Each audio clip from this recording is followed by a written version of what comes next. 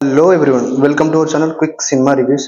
ఈరోజు ఈ వీడియోలో మనం వీరాంజనేయులు విహారయాత్ర మనకు ఈటీవీ విన్లో ప్రజెంట్ స్ట్రీమ్ అవుతున్న వీరాంజనేయులు విహారయాత్ర మూవీ గురించి క్విక్ అనే రివ్యూని షేర్ చేస్తాను.